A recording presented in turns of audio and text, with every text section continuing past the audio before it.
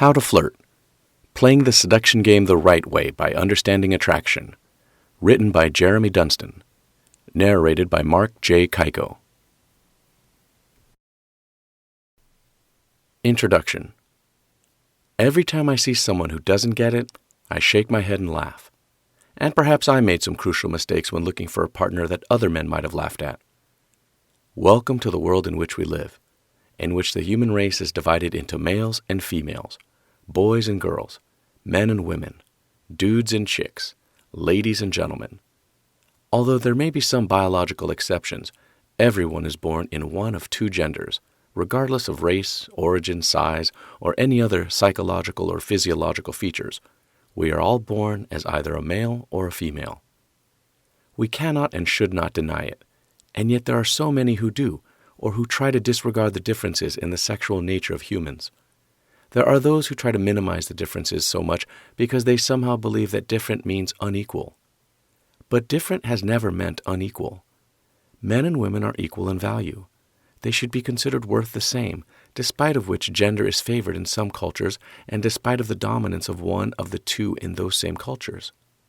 I shake my head once again when I see that some seemingly progressive schools or centers try to even eliminate the words boy and girl and replace them with friend, as if there is something wrong about pointing out someone's gender. Those people don't get it, and they don't see the beauty of how the world could work if people would control their selfish, animalistic tendencies and use them for the good of others and the procreation, survival, and happiness of the human race. But you might say, what does this all have to do with flirting? To which I say, everything. It has everything to do with it, because if you play this seduction game the wrong way, you don't find a partner. It's that simple. And if you understand this game, the nature of what men and women really are and where it comes from, you will not get frustrated, but instead get smarter at making yourself attractive to the other sex, both in or in advance of a relationship. Instead of beating around the bush any longer, let me start at the beginning. The roots of seduction. Where does it all come from? I will explain that in the first chapter. Chapter 1. The Roots of Seduction. The roots of seduction go deep. You cannot rationalize them or deny them. You can't ignore them. They are there, and all you can and should do is control them. No person is subject to his or her appetites, and excuses are made every day for the hideous acts that people perform when it comes to breaking the code, the law, the commandment of chastity and fidelity. All of this is because of a lack of self-control or commitment, or because of the plague of pornography society has been struck with, particularly in the 20th and 21st century. But instead of giving you a religious lecture, I want to point out where it all comes from. People are not evil or good. They have a nature, a character, a tendency or personality, and I don't care what philosophers debate over. People are people, and they have the ability to lean towards light or darkness. They make choices that shape their future. True, many of those choices are greatly influenced by the environment in which they grow up, and you could argue that not every individual should be held accountable for everything they do, seeing the nature of psychological damage and the misery that can come with it. But one thing should be clear. What we do with our tendencies shapes our decisions and eventually who we become. Putting that sense of choice and free agency aside, we all come with basic animal instincts. Atheists and religious believers may argue over the origin of them, pointing out that it's either because of evolution and thousands of years of cave monkeys, or on the other hand, the will and act of God to create life as it is. Believe what you will, but you cannot beat around this fact. Those instincts are there. Everyone has them, in one degree or another, and to deny that must have been the very thing that made you blind to society's events in the first place. Nevertheless, I do believe I am talking to an intelligent person here who sees those kinds of things. It comes down to this. As a species, we have the instinct to procreate, and to procreate, we need to have sexual intercourse. Therefore, everyone has a need and tendency to have sexual intercourse and bring forth children. Now, of course, there are variations and lots of aspects to this. Someone may, for example, be in a stage in his or her life that he or she is so repulsed by past experiences that this need isn't very strong or it gets suppressed. Others may have twisted fantasies that deviate from the regular pattern or might be confused about his or her sexual nature. Sure, life gets as complicated as we can imagine, but we're talking about people in a general sense. As a species, just like animals, we tend to procreate with those who give the most security, the best chance of procreation or survival, and the best partner for us. And this is something, again, that could be attributed to evolutionary changes or the divine intervention of an omniscient being. Again, I leave you free to believe how this came to be.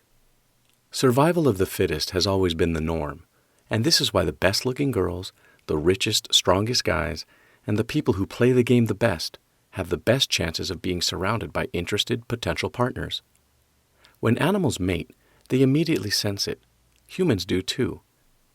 They sense these things, and if someone who is considered to be less attractive holds a lecture to argue that he or she should be the first to look at, it doesn't make a difference.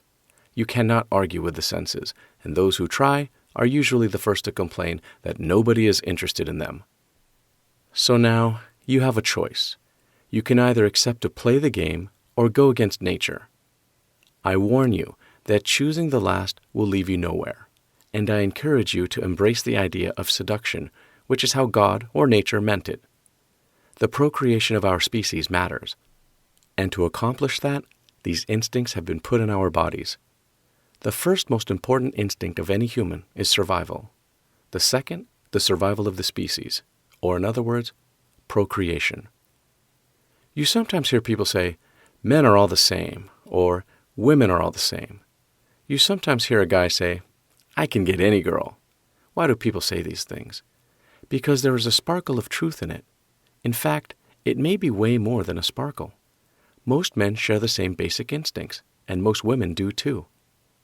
It's all a deep, raw thing, and even the most sophisticated or intelligent of society won't deny having this.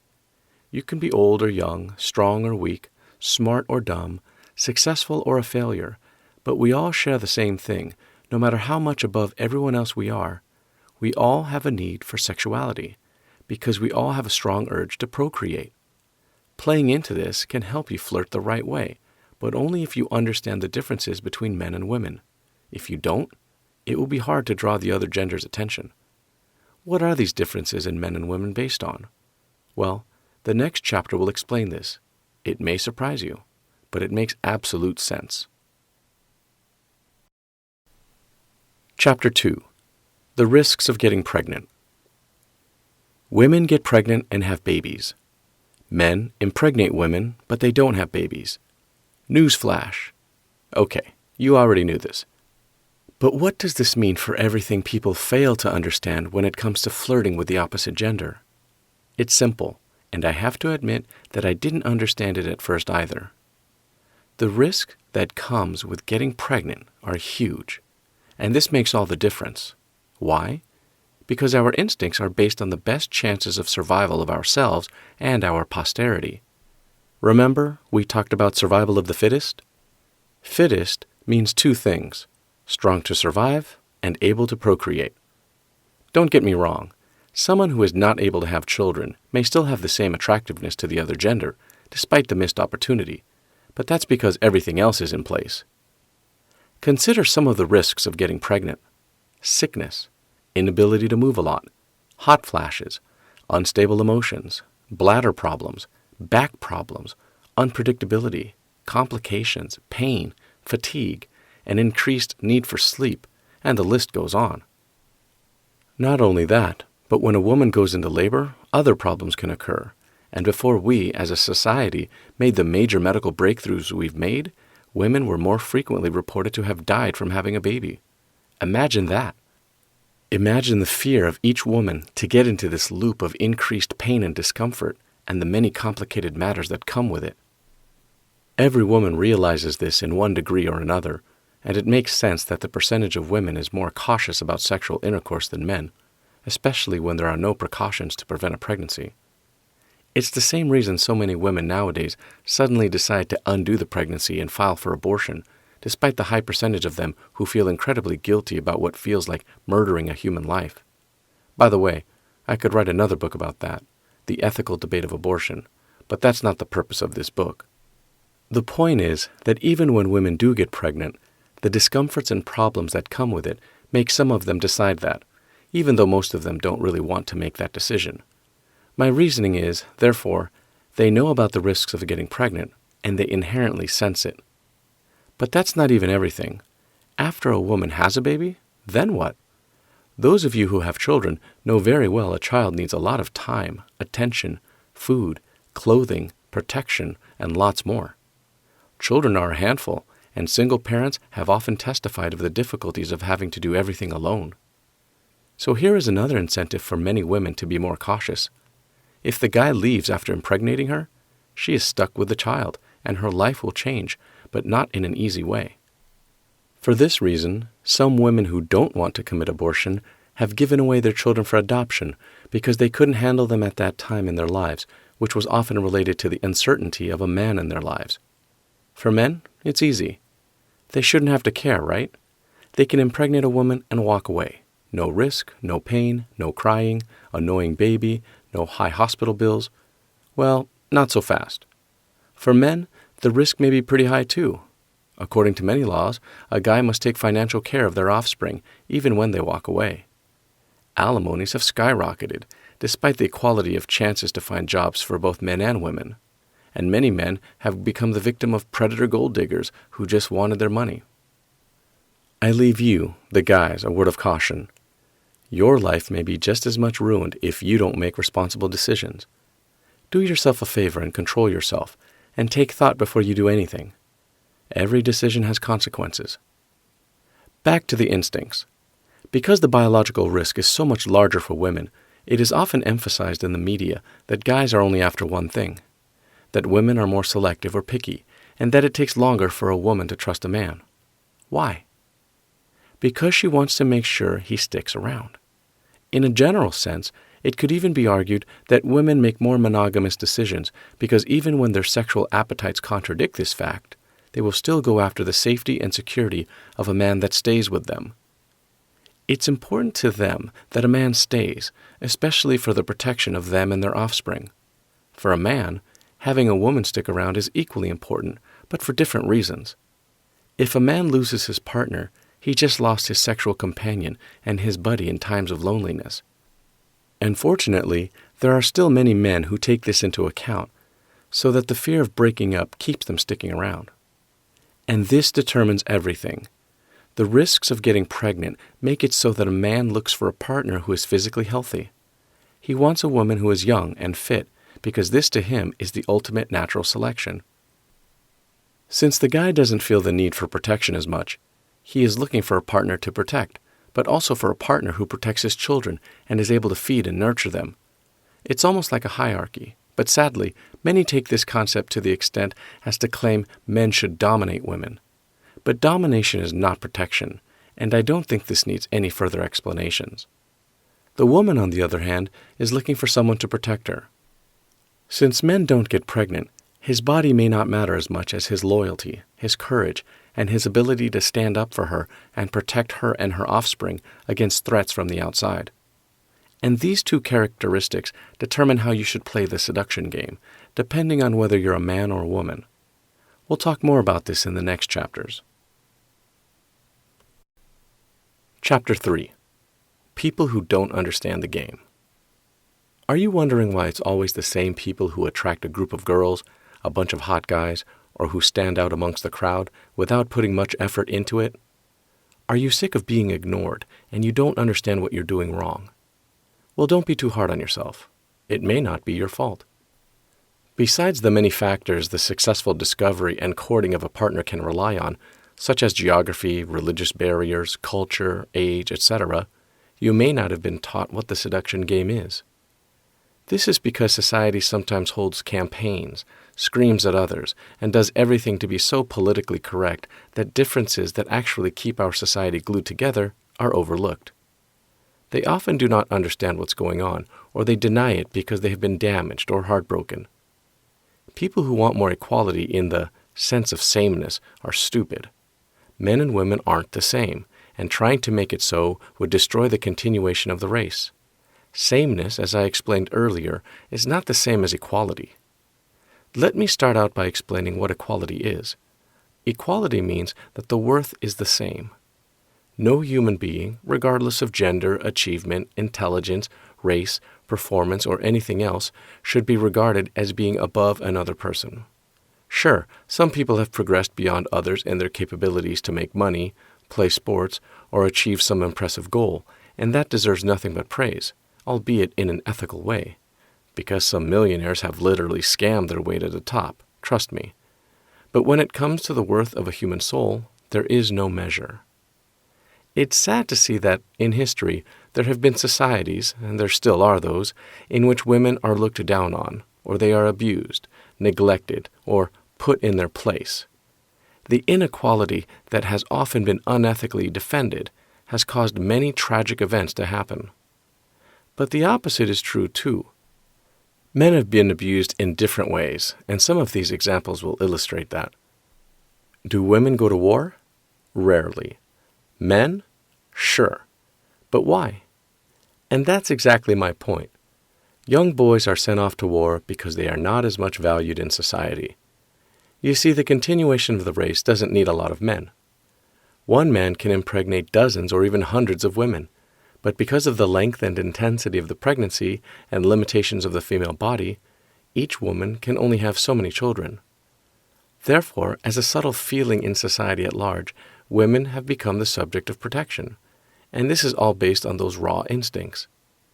I see it over and over again in movies, the media, and even in the decisions of our political leaders. Women get protected. I've seen movies where men jump in front of a bullet and they die everywhere, but the entire movie is focused on having the pretty young daughter survive. Air Force One and San Andreas are just two examples, but there are many more. The girl can't die. She is young and beautiful and vulnerable. She must live, right? Well, of course, we would like to see all the good people survive, but if you see the patterns, you know that I'm right. Society protects women. Men are disposable, or expendable, go figure. A father's protection feeling for his daughters is much stronger than that for his sons, and in many cultures, he gives his daughter away with his solid approval to be married off to a man he respects and trusts. She is valuable, and she gets protected. Women who protect their virginity with all the risks of getting pregnant are seen as chaste and respectful. Women who give their virginity away without even considering the consequences is often being called a slut and frowned upon by other women. Their competition lies in the fact that they make themselves available in a way to be impregnated by a guy. They feel the urge to protect it and only give it away to a guy who deserves it. If a woman gives it away, dresses inappropriately, or sleeps around, she is often, in most cultures, being held more responsible than the men who just can't help themselves. Of course, this sometimes gives men excuses to be exactly that, the weaker sex because they lack self-control. But aside from the ethical rationalization, we need to look at what causes this double standard, which was, for instance, adopted in the early 20th century, when it was okay for men to sleep around, but for a woman, it was a disgrace. For a guy, virginity may be priceless from a religious perspective. Someone who wants to, for instance, adhere to the rules of his church will find it devastating to make a mistake in this aspect, and perhaps the religious peers will frown on him for that reason. But from a societal primal stance, nobody cares as much. I read somewhere some time ago that there was a war, and the women from the other nation were being raped. And the comment behind it said, "Their virginity, which is the women's most precious above all." My first thought was, isn't it the men's most precious thing too? What's with the sexist statements? But now I understand. Yes, if you're all about standards and morals, the loss may be as severe, especially if you've been trying to save it for the wedding night for all those years. But biologically and evolutionary, if you could say it that way, the woman's virginity is always more important because she is more at risk, and society connects her value more to her virginity. Oh, so that's another thing. The same theme in each movie. Guys risk their lives to fight evil, go to war, or jump in front of a flying bullet to protect the girl. If they do, they get the reward, which is sex.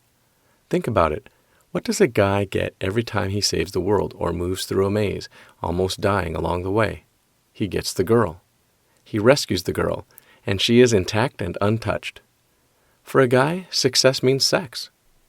Her virginity is his prize, and it's hers to give to him. This is why you often hear that a guy gets lucky or gets laid, when those expressions are rarely used for women.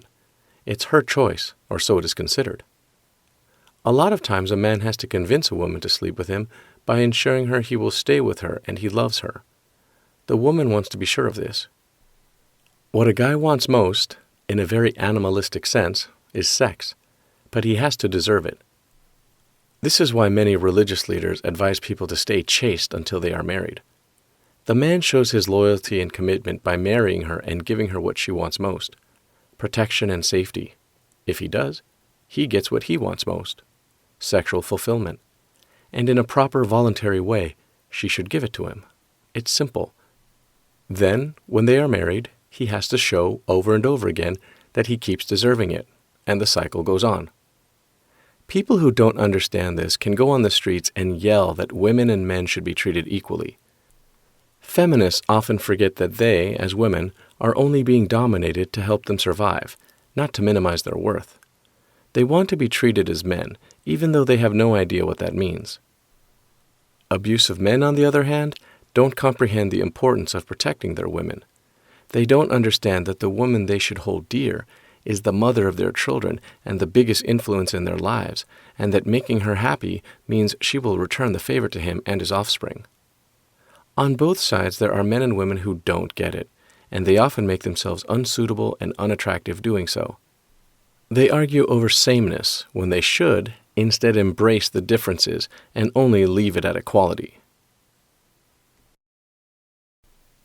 Chapter 4. Feminine Females. In a general sense, men are attracted to feminine females. Let me explain what I mean by this. A feminine female is a girl or woman who looks like and acts as someone who embraces her gender. This means she isn't trying to be a man, and she plays into what a man is looking for. The first thing is simple, and it explains a lot. Men are more visually stimulated than women. Look at the porn industry. Why do you think the biggest target group is and always will be men? Because they are visually stimulated, of course. Women, on the other hand, are more vulnerable to become addicts to erotica novels and use their imagination about the attitude, power, and gentleness of a man. More about that in the next chapter. Isn't it interesting that to turn a man on, all he has to do is look at a woman, whether that be with or without clothes, depending on how his standards are, and he gets excited. Just like that. Why are men wired this way? Why do they get so excited over a bunch of pictures? Because the woman's body is everything to him. Let me repeat that. The woman's body means everything. The main reason is that when a man looks for a partner to procreate with and to nurse and to take care of his children, he needs a woman with a strong body to resist all the dangers that come with being pregnant and having a baby. If she is not fit, she can't procreate. If she is old, the chances are lower. If she is obese or misshaped, he immediately doesn't see his chances of a suitable partner. And this again cannot be rationalized. There isn't a woman in the world who can walk up to a man and show him her medical record to testify of her fruitful organs. It cannot be proven. It is sensed immediately. He looks at a woman and recognizes the chance of her being a good partner. Think about all the body parts men appreciate. What are they made for? Why are they sexy? What is so appealing about those shapes? They're just shapes, right?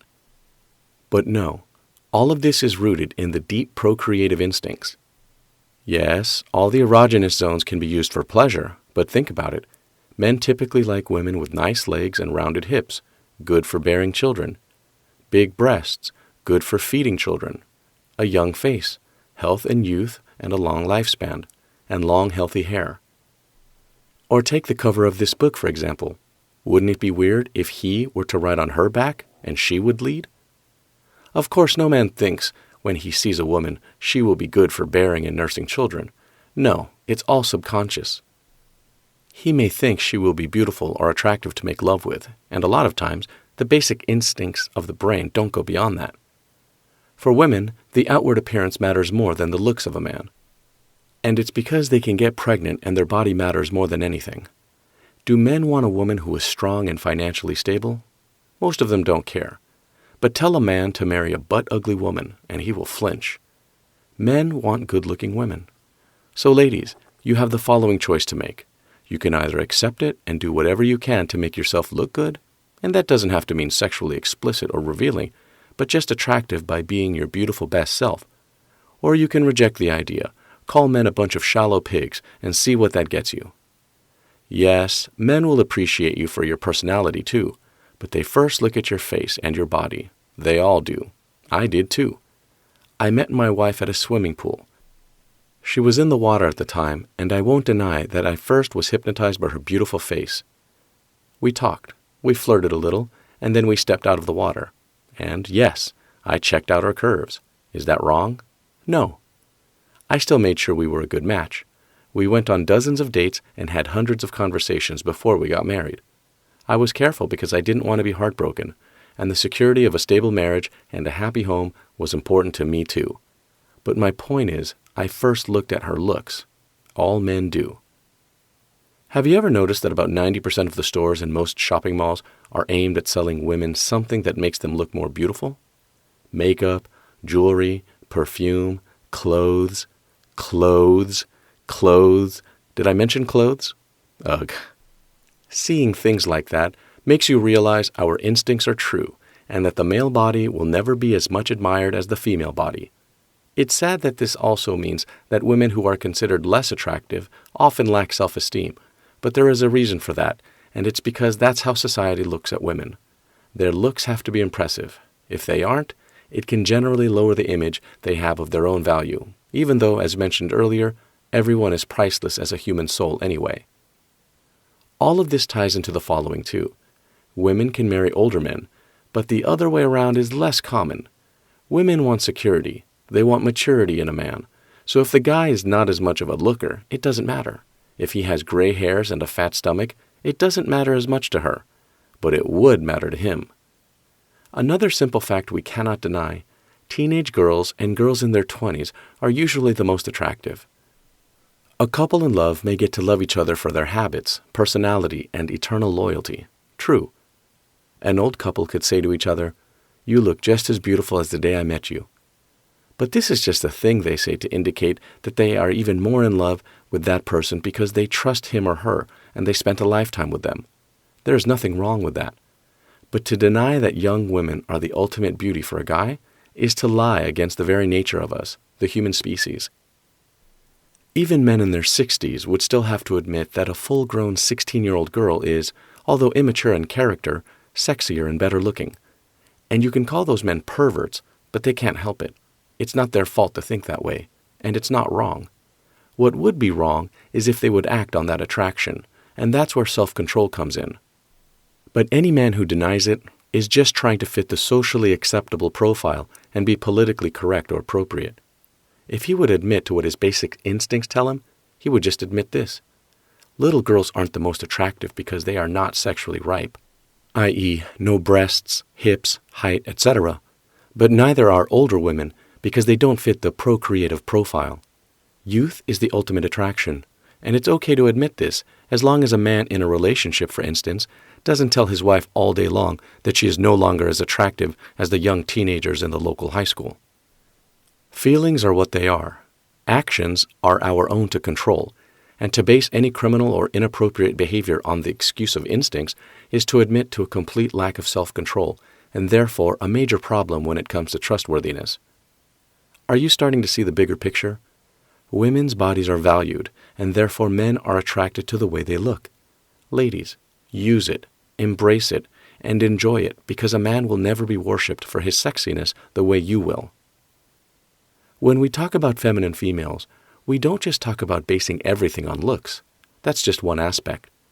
The fact can't be denied that women are physically weaker, softer, more graceful, smooth, vulnerable, tender, smaller, and are therefore referred to as the weaker sex. Weak in this sense doesn't mean psychologically weak or emotionally unstable, although women do experience more infrequent emotions through their hormones and oftentimes through no fault of their own. Weak simply means more vulnerable and in need of protection. In this way, nature itself makes it clear that to be attractive for a woman is to be vulnerable. Wait, what? You have to be vulnerable? Think about it. Do men like women with broad shoulders, strong muscles, a lower, more intimidating voice? Or women who are taller than they are? No. They like a high voice, a certain shyness, a certain surrendering, a flirtation by stroking your hair, lifting your shoulder, a subtle smile, and soft, smooth skin. Men like women who cross their legs, i.e., protect their virginity, move their hips, or laugh about their jokes. And of course, a woman can have a will, be strong, determine her own fate, and should not allow a man to walk all over her. Vulnerability and submissiveness should not be exposed in a way that indicates she surrenders unconditionally, but instead that she trusts him. When a guy feels trusted and followed by a woman, he feels unbelievably attracted to her. He wants to feel admired for his accomplishments and encouraged by the angelic, gorgeous creature he fell in love with. That is the ultimate compliment, if she expresses that she is impressed with what he does. Again, so many women don't get it. They go for the tomboy look. They chop off their hair. They don't take care of themselves. They try to play a character that's independent and determined and confident with their own career, only to end up seeing themselves become more like men, which is the sameness they have been fighting for. When a guy sees that a girl doesn't need him and that she can survive on her own, he feels useless, and a lot of times he backs off and stops caring. Ladies, express your trust in your man's direction. Flirt with your body, your soft voice, your whisperings, your compliments, your femininity, dancing, and perhaps a touch of youth, innocence, and shyness. The most attractive woman to a man is a young, sexy, sweet, but wild one. Chapter 5. Masculine Males. The opposite is true for men. Women don't care as much about their looks. Well, of course they do a little bit, but the percentage is lower. Women are much more emotional, and when it comes to sex, it's all tied together, because they want protection. Have you ever seen, for example, that a woman gave herself to a guy by suggesting that they would have sex, and then when he respectfully declined, she was even more attracted to him? What? How does that work? Why are women so weird, right? It all goes back to this fact: safety, protection, security. They are vulnerable in the sense that they are smaller, physically weaker, and they are at danger of getting all the discomforts and strains of being pregnant and raising children. They want to be able to rely on your extreme efforts to ensure that protection. In the example, the woman may feel insecure about herself and offer the man sex because she wants to please him. She wants to be liked by him.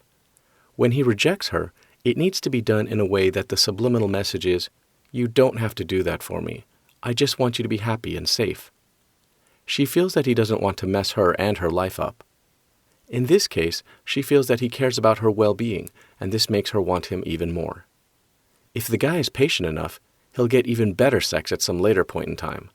The woman will be wilder, happier, and more emotionally connected because she feels that he won't expose her, sell her, hurt her, or leave her. This is everything to a woman. So how do you make yourself, as a guy, more attractive? And this is what a lot of guys get wrong. It's lamentable and sad for a lot of men who look into penis enlargement or are already confident about their size or the rest of their body that women don't care as much. Sure, a little, but not to the same extent. A woman's attraction to a man's body is so much less than her attraction to his attitude. Why? Because as we stated earlier, his body doesn't matter as much. He can't bear children, and to her, the most important thing is that he protects her body. Therefore, she wants him to, in a way, be willing to take the risks, sacrifice himself for her well-being, and go out there to fight for her. Let's look at some examples in which this becomes evident. Have you ever wondered what girls like so much about a guy on a motorcycle? It's the risk. Riding a motorcycle is risky, and they know that. It's the main reason why I don't do it. I think they look cool, but my wife won't let me because she doesn't want to see me get hurt. In the same way, girls don't like recklessness, but they do appreciate courage. Riding a motorcycle means he is willing to take risks, and that's a turn-on. Other ways in which girls are attracted to guys. Sports, which also has its risks, action, etc. An investor in a suit, or an army guy shows authority. There are women who are crazy about army men romance novels, just for the simple reason that he is confident, courageous, and dominant. Some women love men in suits for that reason. And that's the key: confidence. A man has to radiate confidence or a woman won't be attracted to him. Why? Because confidence is an attitude that tells her, he knows he can take care of me and protect me.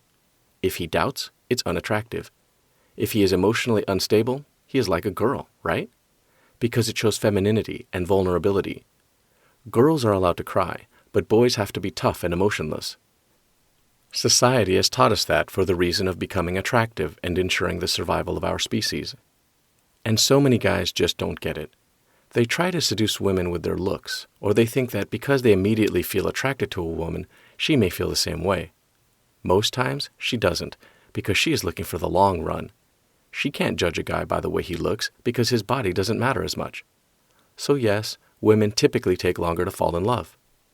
They look at a man's behavior, which usually doesn't become evident until they spend some time with each other. She doesn't know if he's a suitable partner because he has to show that he will 1. Protect her, 2. Stay with her, and 3. Respect her. This security thing is also evident in the fact that women want men who make money. In most societies, men are the main providers, and there is a reason for that. They are more likely to take risks, to leave the home, to fight for what they want, and to compete. Call it testosterone, nature, or something else, but that's how it is. So naturally, this is what a woman looks for. A guy who takes responsibility and looks for jobs or starts businesses in which he works hard to secure the financial needs of his wife and children. She wants him to protect them financially, because if she takes care of the kids, well, like I said earlier, they're a handful. She won't have as much time for a full-time job. The most unattractive guy is therefore, for instance, a wimpy guy who whines a lot, can't take a hit, won't take risks, doesn't work hard, and plays video games all day long. Women consider men like that as little boys who haven't grown up yet. A woman wants a guy who has direction. He wants to follow her. Not a lost puppy, as my wife calls some of the guys she dated in high school. Many women want the man to take the lead, and that doesn't mean order her around or not listen to her, but it means that he is reliable, strong, brave, and calm about what he wants to do. This is often the reason why being direct with a woman is more attractive. A guy who beats around the bush doesn't radiate confidence, he shows doubt. Showing doubt is a vulnerability, and that's a turnoff. So next time, when you ask a woman on a date, ask her, "Would you like to do this or that with me?" She loves that. None of that, "Well, if you are okay with it, and if you have the time." Just say it. Show confidence and courage. Sometimes, women confuse jerks with confident men. They can't see the difference because the jerk pretends to be confident and take the lead. Later, however, she gets to know his real personality and might notice she made a mistake. Sometimes they say, nice guys finish last. That's because just being nice can be seen as vulnerable. Being calm, respectful, and confident can go a long way. But it's hard for many men to maintain the balance between being confident and knowing what you want, and on the other hand, being arrogant or conceited. Guys, if you want to flirt with a girl, you can't be vulnerable. She wants strength and courage, and at the same time, gentleness, a speck of humility and respect towards her, and lots of confidence. All of these things make her feel protected. So when you flirt, open your legs, show confidence, be fearless and direct, be certain, have direction, don't complain, and show that you are in it for the long run. Show her that you can deal with children, and that you are a hard worker, and that you are mature and take initiative. Don't wait for her to take initiative. You have to lead. Women want to be led. Why do you think ballroom dancing is such a turn-on for women, while guys would rather drool over their women's hot bodies by watching them shake their hips? Ballroom dancing is romantic in the sense that you touch and you take her by the hand and lead. And when it comes to being direct, this doesn't mean you should compliment her with slang words about her breasts or something like that. Some women may like it, but most will just think you're a pervert. It's too much. But hey, why can't you compliment them on their sexiness?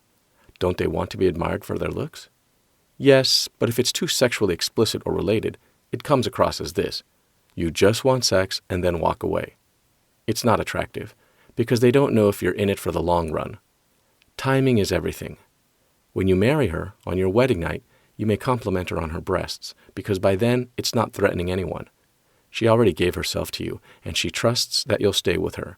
So at that time, it's good timing, and it can be a turn-on. Do you see the pattern?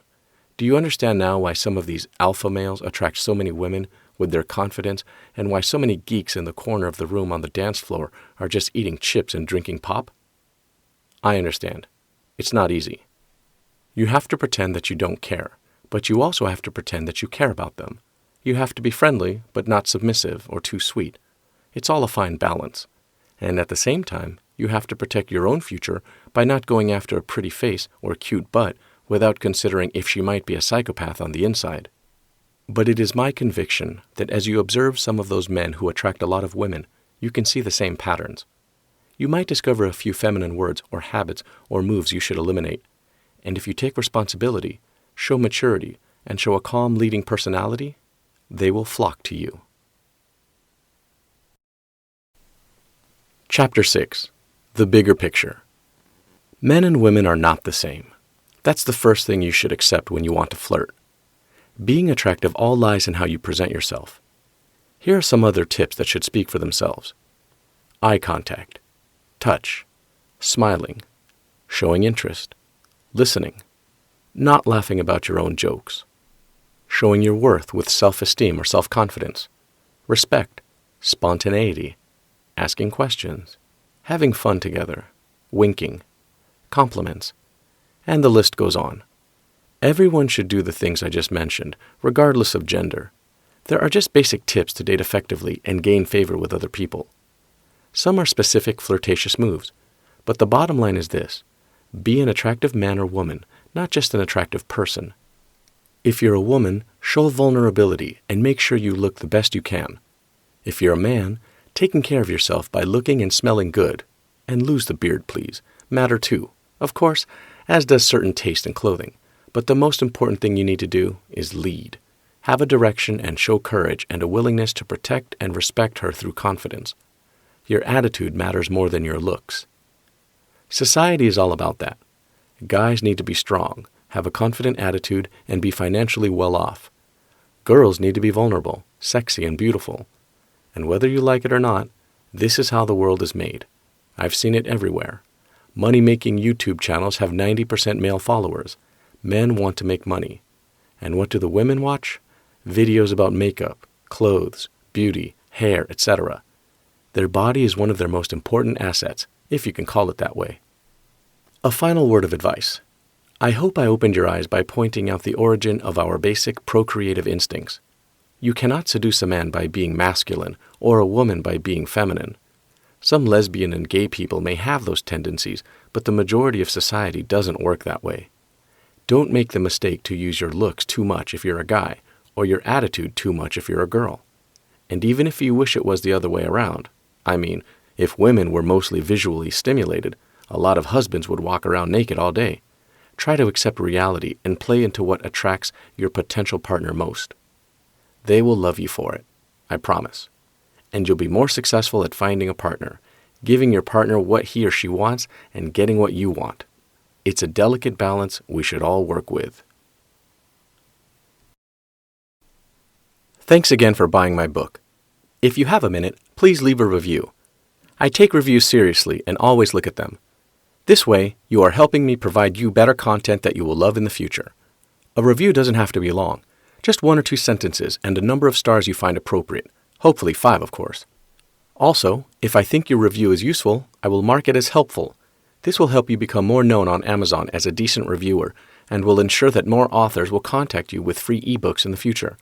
This is how we can help each other. Take a look at these other books too. Marriage and Communication, Understanding Men, Understanding Women. Here's an excerpt from Understanding Women. Chapter 3. Sex. Now the chapter that brings up all kinds of controversial feelings. Sexual intimacy. Sex is related to all kinds of emotions. Pleasure, fun, happiness, and closeness. But also guilt, frustration, anger, sadness, or even depression. To get the most out of a sexual experience, both a man and a woman seek after those feelings which they enjoy the most, whether by physically experimenting or frequency, or by spiritual and emotional connection, and thus intensifying the overall experience. A woman's sexuality, evidently existent no matter what critics or deprived individuals may say, is, in truth, often more complex than a man's sexual tendencies. In this chapter, I will try to explain to the best of my ability some of the things it takes to really understand a woman's sexuality. A woman's libido has often been found strange and mysterious, hard to trigger, or fluctuating in unexpected, unpredictable patterns. But guys, there are definitely some things to think about when you are wondering why she wants or doesn't want it. And even though men do not always want it, and there are reasons for that too, a woman has its triggers and thoughts that interact with her entire being. I will discuss in a later chapter how so many things in a woman's life are interrelated, and how we can't just close a box and stop thinking about something easily. Anyway, I could ramble on forever when I try to explain a woman's way of thinking, and maybe that's typical, but let it be enough to pinpoint some attributing factors when we research a woman's sexuality. 1. The full body. Just visualize it for a moment. A man's body only needs one, or maybe a couple of parts covered up in order to be appropriate in public. His private parts are taboo when they are exposed, and besides that, maybe a six-pack torso may turn a woman on a little bit, but that's it. A woman, on the other hand, can be appealing in 1,000 different ways. I have had girls talk endlessly about the exposing of shoulders, knees, thighs, stomachs, or the controversial ideas about too much cleavage. Let's face it, men are more visually stimulated than women. Therefore, the woman's body that is too exposed has become a lust object to some degree. I am not going into the ethical debate about whether that's a good thing or not. The reality is that it's that way. And guess what? When you make love, it's that way too. A woman's private parts are only so important. I've heard enough women that get turned on by being touched everywhere. They would rather have a back massage than a sexual encounter, because to them, this is relaxing. A sexual encounter doesn't always mean intercourse. It's a lot more complicated than a man's desire to have that final excitement. To a woman, her whole body has to be on fire. She has to feel it tingle everywhere. This leads me to my next point. By the way, to a woman, it's about affection, and sex is only a part of that. 2. Go slow. A man's genitals can be ready within minutes, but a woman, even if she could, and there are exceptions, wouldn't want to. It's a general fact that women value foreplay a lot more than men do, and like I said, there are exceptions, but the statement that men are like microwaves and women are like ovens remains true in many cases. They want to take their time. They want to feel loved and touched and complimented a lot before they are ready. So here is the challenge to some men who are eager, ready, and impatient. It's an art to control yourself until your woman is ready. 3. Always show affection. The interesting thing is that some men forget that going slow also means that everything eventually leads to another thing. It's not just about foreplay. It's about the whole day leading into being in the mood for the woman. Let's say a man has worked all day. He has been on the computer or at his construction job. He comes home, he kind of forgets about work, and he feels like doing something to relax. After a while, something triggers his sexual desire. Could be anything. Seeing his wife, some thoughts, images, etc., and wants to make love to his wife. But he hasn't said much to her except the regular greeting when he came home. He hasn't flirted much with her, hasn't touched her, hugged her when she was cooking, complimented her on the clean house or handling the kids, or helped out in the kitchen. All of those things for a woman lead to a bigger desire to, no, not have sex, but be close to her husband. It's a game. It's a build-up. Whatever love language she values the most, or some equally or similarly, will trigger her emotional and physical response to want to be connected to her man. Imagine, for instance, that the same husband comes home after work the next day, but this time he kisses her passionately, puts the flowers he bought on the table, holds her for a few seconds, and asks her about her day. He listens to her story and tells her a few things that happened at work, not for too long. He observes the house and tells her what a great job she did on the living room. He plays with the kids for 20 minutes, compliments her on her cooking, and cleans up the entire kitchen after dinner. Do you think she is more willing to make love at the end of the day? Of course. 4. Different times. What I just described is interrelated with another aspect of female sexuality, the time of the day. For men, it's pretty sporadic, but sometimes they have a peak in the morning.